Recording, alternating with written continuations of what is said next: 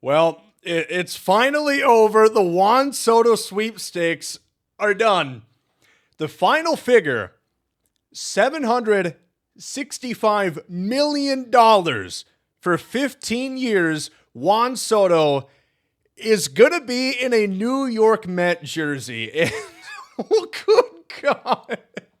Shohei got $700 million last year, and that was, partially. It's like we knew it was going to be huge, but the opening numbers we had heard during the season were $500 million for Juan Soto.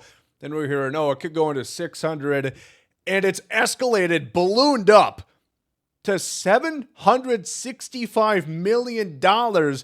And as Jeff Passan goes on to say here, it could go as high as $800 million with incentives, like MVPs, postseason bonuses, and whatnot. And what's crazy about this, what's going to get a lot of people interested, there is no deferred dollars within this contract. That 765, well, do the math right now. I don't know if it is, flat AAV, if it's going to be a backloaded contract, something that's going to help the Mets out a little bit more right now. But that's $51 million approximate average value that Juan Soto will get paid for the next decade and a half. And that is absolutely insane. I thought the Mets were the team that were going to get him. If you remember, he was my prediction to go to the Mets. They obviously have a shit ton of money to spend.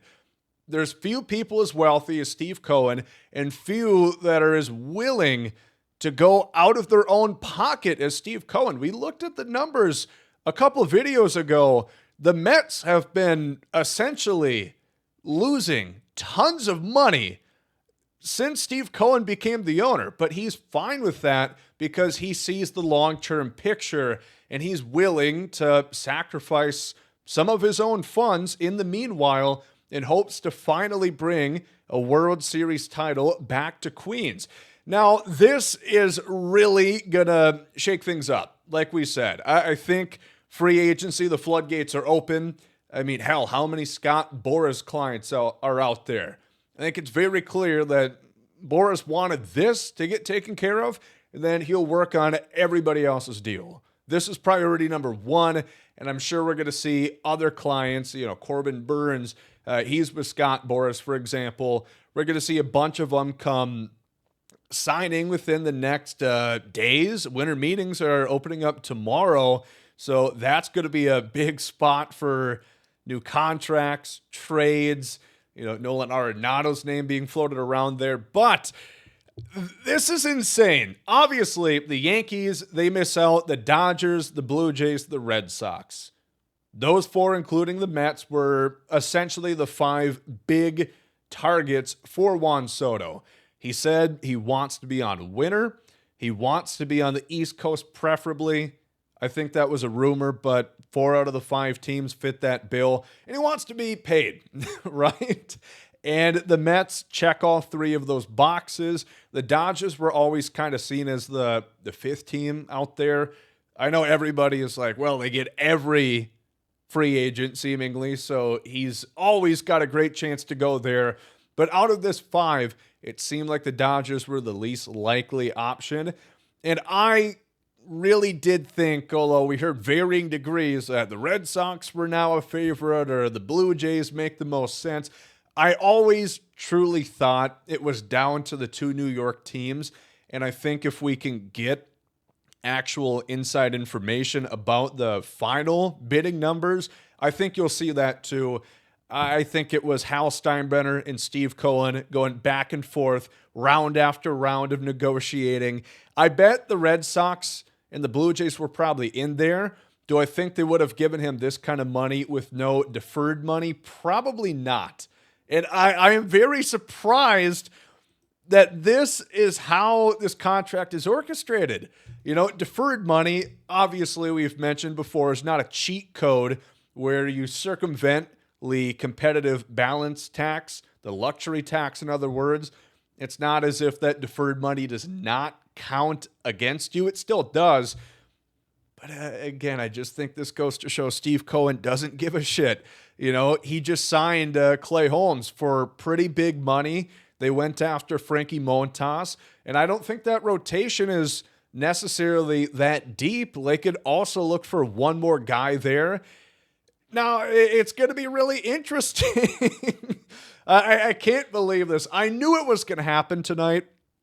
A Viking fan, I was sure it was going to happen during their game. It's happening during the Chiefs-Chargers. That's fine. I can miss that game. I don't need to see Taylor Swift on my TV too many times. But yeah, Juan Soto to the Mets. I think this clearly makes them. I mean, they were just in the NLCS last year, you know, so this is going to make them even better. It's not a guarantee that they're going to make the World Series now, but you've got so much offensive talent. Juan Soto, Francisco Lindor, the emergence of Mark Vientos last year. That's really good. Brandon Nimmo, he's there, still waiting on a little bit more of a breakout from Francisco Alvarez. Pete Alonso, that's an interesting thing. He's probably going to get $150 to $200 million as about the most consistent power hitting first baseman. He stays on the field, doesn't get hurt, hits home runs, drives in runs. Pete Alonso, are they going to pay him? I kind of doubt it. Maybe they could look for a different option. Maybe they bring in Paul Goldschmidt on a cheap deal. I'm not really sure. But it causes concessions. Is Juan Soto worth $765 million? I think if you want to win, how can you get much better of an offensive talent than Juan Soto? I mean, when you look at a baseline, his skills, he walks so often where even if he's not getting good luck, if he's hitting the stitches off the baseball, but it just finds gloves, he's still giving you that baseline on-base percentage where his numbers are never going to be poor. He's still going to give you something. Defensively, maybe not so much. You know, he's not a great defender right now, let alone 15 years from now. That's a long conversation that we've had for so long.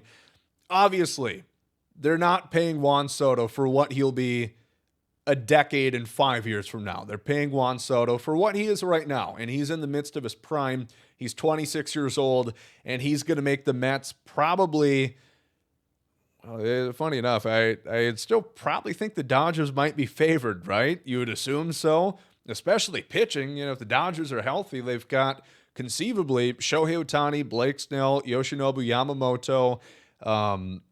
They've got Bobby Miller, Dustin May, Tony Gonsolin. The numbers go on and on. Guys that are going to be coming back from injury.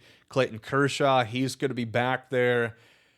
I still think the Dodgers are the favorite, but yeah, it is interesting when you think of the concessions you have to make as an organization to bring in this amount of money. You know, $50 million. Yes, you could conceivably spend as much as you want if you don't care about the luxury tax. But we'll see how that goes. If it will truly be unlimited, no ceiling spending for Steve Cohen, because I don't necessarily doubt that that's what his mind is on, because there are still holes on that team, like we mentioned. The rotation isn't fantastic. They're losing Pete Alonso. Yes, you're gaining, of course, with Juan Soto, but there are still things that you've lost. Severino, Sean Manaea, and Jose Quintana. You know, Manaea could sign back, but for right now, the rotation is what it is. Interesting. Let's talk about from the Yankees' perspective. Of course, the team that is losing Juan Soto. This is a point that I brought up. They had Juan Soto last year, and they didn't win. Obviously, that's a one-year sample. Run it back the next year. Who knows what happens? You know, players from the National League could get hurt. You know, Ohtani could go down, or who knows what could happen. And it could make things easier on the Yankees. They've got young players. They've got Jason Dominguez. They've got Spencer Jones.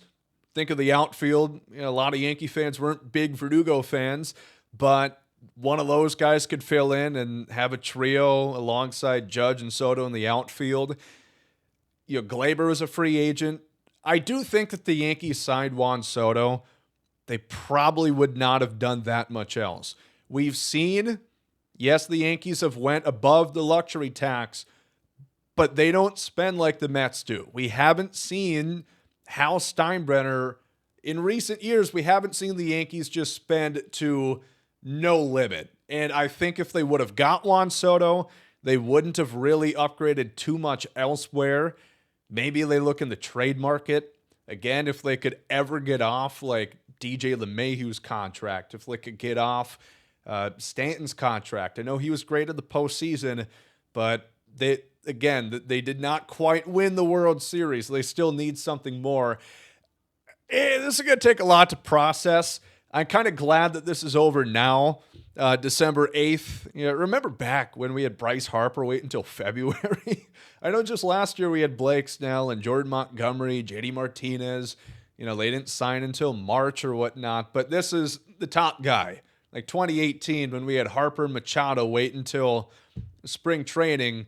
We have Juan Soto a little over a month after the World Series ended. Decisions made, the highest guy off the market. We can start to look forward and teams can actually think, what other moves could we do, right? So free agency is going to pick up for sure. Let me know what you guys think in the comment section. A lot of rambling here. Big picture points. At face value, do I think Juan Soto's play is worth $765 million? Probably not. And I think he's an incredible player. We talked about it. As an offensive force, there's not too many better. He's hitting for power more than he ever has in his career. Back-to-back years, he set new career highs in home runs. He's walking as much as ever. He's showing as much conviction at the plate as ever. Clutch hit after clutch hit. He was the MVP, probably alongside Stanton for the Yankees in the playoffs. And if they would have gotten more help, I think they would have been able to beat the Dodgers. If they could have played more sound baseball, they at least could have made it to a Game 7. Press them a little bit. I think the Dodgers were the better team, but the Yankees were good enough to where they should have had a stronger performance. Juan Soto's incredible.